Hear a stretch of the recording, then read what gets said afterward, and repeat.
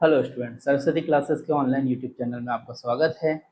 आज हम देख रहे हैं टॉपिक जो लास्ट लेक्चर में हमने कवर किया था, उसके आगे का टॉपिक कंटिन्यू करेंगे।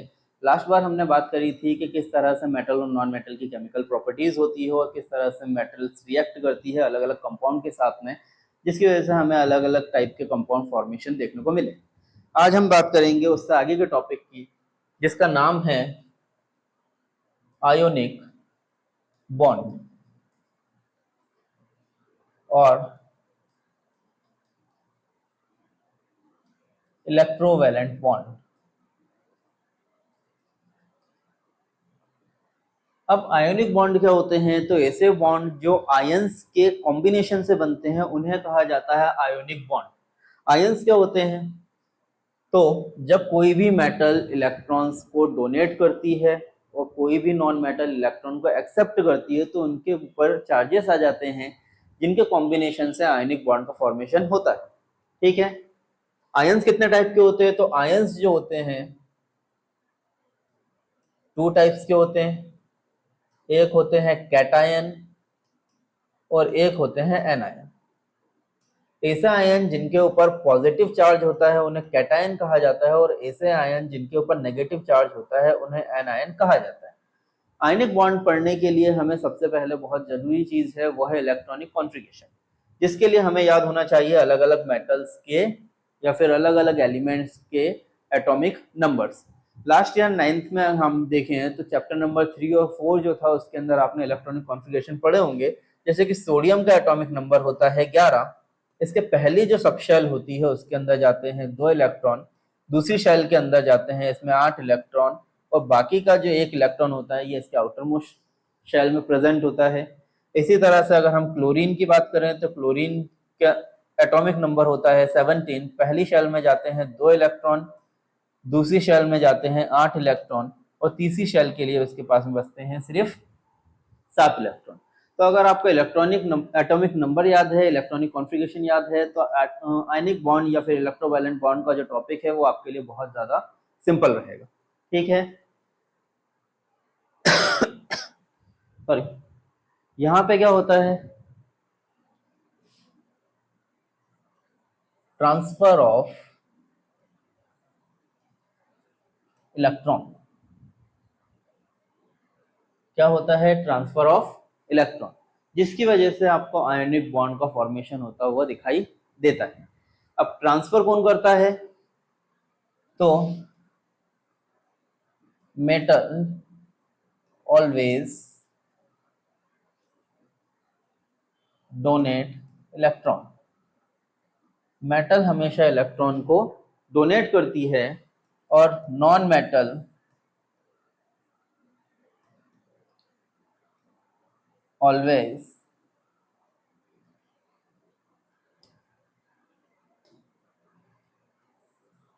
Accept electron. नॉन मेटल हमेशा इलेक्ट्रॉन को एक्सेप्ट करती है। तो इन दोनों के कॉम्बिनेशन से जो बॉन्ड बनता है उसे हम आयनिक बॉन्ड या इलेक्ट्रोवैलेंट बॉन्ड कहते हैं। ठीक है। अब बनता किस तरीके से है उसकी बात कर लेते हैं। तो इसके एग्जांपल हम देखते हैं NaCl का फॉर्मेशन। ठीक है। Na का एटॉमिक नंबर अभी बताया था 11 होता है। पहली शेल में 2 इलेक्ट्रॉन, दूसरी शेल में 8 और तीसरी में 1 इलेक्ट्रॉन। जबकि क्लोरीन जो होता है उसका एटॉमिक नंबर 17 है। पहली शेल में 2, दूसरी में 8 और तीसरी में आ जाते हैं इसके 7 इलेक्ट्रॉन। ठीक है। अब यहाँ पर यूज होता है ऑक्टेट रूल। ऑक्टेट रूल जो है उसके अकॉर्डिंग ये कहा जाता है कि कोई भी एटम तभी स्टेबल होता है जब उसके आउटर मोस्ट शेल में कितने इलेक्ट्रॉन हो जाएं? 8 इलेक्ट्रॉन हो जाए तो उस कंडीशन में वो स्टेबल होगा। और अगर उसके आउटर मोस्ट शेल में 8 इलेक्ट्रॉन नहीं होते हैं तो उस कंडीशन में वो अपनी वैलेंसी को, अपने ऑक्टेट को कंप्लीट करने के लिए या तो इलेक्ट्रॉन को डोनेट करेगा या एक्सेप्ट करेगा या फिर इलेक्ट्रॉन्स को शेयर करेगा। अब शेयरिंग ऑफ इलेक्ट्रॉन वाला टॉपिक जो है वो आपको चैप्टर नंबर 4 में है, जिसके बारे में हम आगे वाली क्लास में डिस्कस करेंगे। अभी हम जो टॉपिक बात कर रहे हैं वो आयनिक बॉन्ड है, जिसमें इलेक्ट्रॉन को ट्रांसफर किया जाता है। अब यहाँ पे अगर आप देख रहे हो तो यहाँ पे सोडियम के आउटर मोस्ट शेल में सिर्फ 1 इलेक्ट्रॉन है। इसको अपना ऑक्टेन कंप्लीट करने के लिए, ऑक्टेट कंप्लीट करने के लिए कितने इलेक्ट्रॉन्स की रिक्वायरमेंट है? 7। लेकिन सोडियम के पास में इतनी एनर्जी नहीं होती है कि वो 7 इलेक्ट्रॉन्स को एक्सेप्ट कर सके। इस कंडीशन में ये क्या करता है, एक इलेक्ट्रॉन को डोनेट कर देता है, और जब ये इलेक्ट्रॉन को डोनेट करता है तो इसके ऊपर आ जाता है एक पॉजिटिव चार्ज। पॉजिटिव चार्ज मतलब ये क्या बन जाता है, कैटायन। क्लोरीन की बात करें, क्लोरीन के आउटर मोस्ट शेल में है 7 इलेक्ट्रॉन। अब इसके पास में इतनी एनर्जी नहीं होती है कि ये 7 के 7 इलेक्ट्रॉन को डोनेट कर दे, तो ये क्या करता है, एक इलेक्ट्रॉन को एक्सेप्ट कर लेता है। जब ये एक इलेक्ट्रॉन को एक्सेप्ट करता है तो इसके पास में इलेक्ट्रॉन्स ज्यादा हो जाते हैं प्रोटॉन के कंपैरिजन में, और जितने भी इलेक्ट्रॉन ज्यादा होते हैं उसे उसके चार्ज के फॉर्म में लिख दिया जाता है, जिसकी वजह से इसके ऊपर आ जाता है एक नेगेटिव चार्ज, और ये बन जाता है एनायन। अब इसके पास में है पॉजिटिव चार्ज, इसके पास में है नेगेटिव चार्ज, तो पॉजिटिव और नेगेटिव चार्ज दोनों अपोजिट चार्ज होते हैं, और अपोजिट चार्जेस के बीच में हमेशा अट्रैक्शन होता है, और सेम चार्जेस के बीच में रिपल्शन होता है, जिसकी वजह से Na प्लस जो है वो क्लोरीन के साथ मिलकर एक स्टेबल कंपाउंड बनाता है जिसे कहा जाता है NaCl। ये इसका नॉर्मल स्ट्रक्चर है। अगर हम इलेक्ट्रॉन डॉट स्ट्रक्चर की बात करें तो सोडियम के आउटर मोस्ट शेल का एक इलेक्ट्रॉन क्या होता है, क्लोरीन के आउटर मोस्ट शेल के 7 इलेक्ट्रॉन्स के साथ में जब ये कंबाइन हो जाता है तो ये इलेक्ट्रॉन यहाँ आ जाता है, जिसकी वजह से, एक मिनट, ये इलेक्ट्रॉन ये यहाँ पे डोनेट होगा, तो रिएक्शन के बाद में आपको ये कंपाउंड कुछ इस तरीके से दिखाई देता है। यहाँ पे सोडियम के ऊपर पॉजिटिव चार्ज आ जाता है, और क्लोरीन अपने इलेक्ट्रॉन्स के साथ में एक सोडियम का इलेक्ट्रॉन भी कैरी करता है, जिसकी वजह से इसके ऊपर नेगेटिव चार्ज आ जाता है। तो ये होता है इस रिएक्शन का इलेक्ट्रॉन डॉट स्ट्रक्चर रिएक्शन, और ये नॉर्मल रिएक्शन है जिसमें सोडियम रिएक्ट करता है क्लोरीन के साथ में और एक स्टेबल कंपाउंड का फॉर्मेशन कर लेता है जिसे कहा जाता है सोडियम क्लोराइड। ठीक है। इसी तरह से अगर हम देखें तो मैग्नीशियम के साथ भी रिएक्शन होती है। मैग्नीशियम के पास में 2 इलेक्ट्रॉन होते हैं।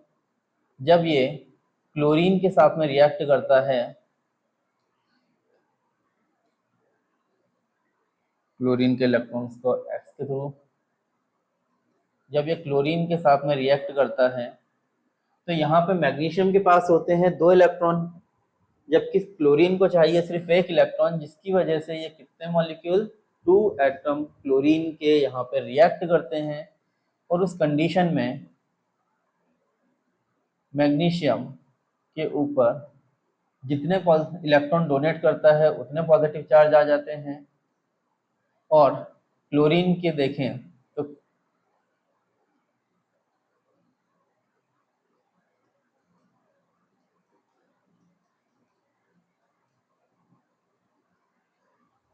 क्लोरीन के ऊपर आ जाता है नेगेटिव चार्ज। अब कितना एटम है, 2 एटम है, इसलिए बॉटम में हम लिख देते हैं 2, जिसकी वजह से यहाँ पे आपको एक कंपाउंड देखने को मिल जाता है। इलेक्ट्रॉन डॉट स्ट्रक्चर देखें तो Mg, 1 इलेक्ट्रॉन और 2 इलेक्ट्रॉन, ये दूसरे तरीके से इलेक्ट्रॉन डॉट स्ट्रक्चर, ये डोनेट करेगा इसे, और सेकेंड मॉलिक्यूल ये डोनेट इसे करेगा, जिसकी वजह से यहाँ पे आपको इनके बीच में बॉन्डिंग होती हुई दिखाई देगी, जो बॉन्डिंग कुछ इस तरीके की रहेगी, Cl और Cl। ठीक है। तो ये जो कंपाउंड होता है यहाँ पे आपको फाइनली जो कंपाउंड देखने को मिल जाता है वो मिलता है MgCl2। ठीक है बेटा। तो इस तरह से यहाँ पे क्या होती है, रिएक्शन कंप्लीट होती है, और यहाँ पे हम क्या देखते हैं, एक स्टेबल आयोनिक कंपाउंड का फॉर्मेशन हो जाता है। अगर हम प्रॉपर्टीज देखें आयनिक कंपाउंड की, प्रॉपर्टी ऑफ आयनिक कंपाउंड, तो सबसे पहले प्रॉपर्टी जो होती है स्टेट, मान ली जितने भी आयनिक कंपाउंड होते हैं ये हमेशा होते हैं सॉलिड स्टेट में। सॉलिड भी कौन सा बनाते हैं, तो ये क्रिस्टलाइन सॉलिड का फॉर्मेशन करते हैं। क्रिस्टलाइन सॉलिड मतलब ऐसे सॉलिड जो क्रिस्टल के फॉर्म में आपको देखने को मिलते हैं, जैसे कि आपने फिटकरी देखा होगा, वो क्रिस्टलाइन सॉलिड होता है। इसी तरीके से नमक जो होता है, सॉल्ट, जिसे हम टेबल सॉल्ट भी कहते हैं, घरों में यूज होता है खाना बनाने में, वो भी एक क्रिस्टलाइन सॉलिड होता है। Second, melting point and boiling point. अब यहाँ पे अगर हम देखें तो मेटल और नॉन मेटल के बीच में जो बॉन्ड बनता है वो बहुत ज़्यादा स्ट्रॉन्ग बॉन्ड बनता है, ठीक है, जिसकी वजह से उनके बॉन्ड को ब्रेक करने के लिए बहुत ज़्यादा एनर्जी की रिक्वायरमेंट होती है। इसी वजह से इनके मेल्टिंग और बॉइलिंग पॉइंट क्या होते हैं, हाई होते हैं। Next, solubility.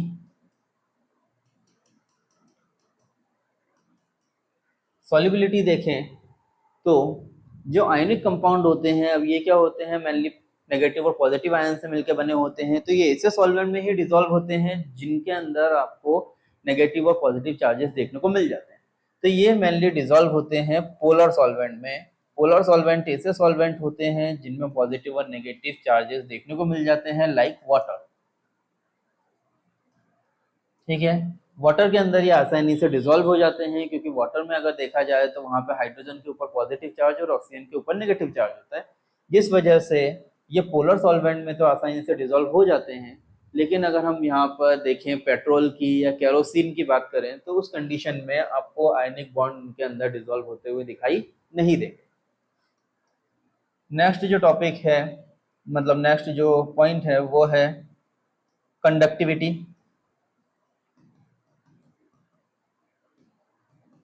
कंडक्टिविटी में देखें तो बैड कंडक्टर होते हैं ये इन सॉलिड स्टेट। अगर सॉलिड स्टेट की बात करें तो ये इलेक्ट्रिसिटी को कंडक्ट नहीं करते हैं, ठीक है। लेकिन अगर हम बात करें मोल्टन स्टेट में और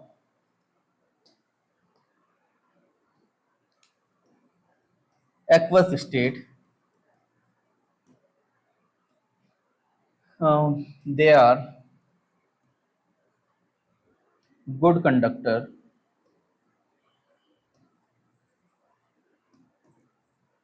ऑफ इलेक्ट्रिसिटी। जब ये मोल्टन स्टेट में होते हैं, मोल्टन स्टेट मतलब पिघली हुई कंडीशन में, जब इन्हें बहुत ज़्यादा हीट किया जाता है इन कंपाउंड्स को, तो ये पिघली हुई कंडीशन में आ जाते हैं और उस कंडीशन में इनके बीच का जो बॉन्ड होता है वो लूज हो जाता है, जिसकी वजह से ये अपने आयंस में ब्रेक डाउन हो जाते हैं। और जब ये अपने आयंस में ब्रेक डाउन होते हैं तो उस कंडीशन में ये आसानी से इलेक्ट्रिसिटी को ट्रांसपोर्ट कर सकते हैं। तो मोल्टन स्टेट में, और जब हम इसे पानी के अंदर डिसॉल्व कर दें, मतलब पानी के अंदर घोल दें, तो उस कंडीशन में ये इलेक्ट्रिसिटी को बहुत आसानी से कंडक्ट कर सकते हैं। Next, hardness. तो जितने भी आयनिक बॉन्ड वाले कंपाउंड होते हैं मेनली हार्ड होते हैं, सॉलिड फॉर्म में आपको देखने को मिलते हैं, और ये ब्रिटल नेचर के होते हैं। ब्रिटल नेचर मतलब अगर इनको हैमर से पीटा जाता है या फिर तो ये चूर चूर हो जाते हैं, तो ये ब्रिटल नेचर के होते हैं। हार्डनेस इनकी बहुत ज़्यादा हाई होती है, ठीक है बेटा। तो इस तरह से फिजिकल प्रॉपर्टी जो है आयनिक कंपाउंड की वो खत्म हो जाती है। अब नेक्स्ट जो नेक्स्ट लेक्चर है उसके अंदर हम बात करेंगे कि किस तरह से मेटल्स को एक्सट्रैक्ट किया जाता है, किस तरह से मेटल्स को निकाला जाता है, ठीक है। तो तब तक आप चैनल पे बने रहिए, लाइक करिए, सब्सक्राइब करिए, और कोई भी डाउट हो आपको तो कमेंट में लिखिएगा। थैंक यू बेटा।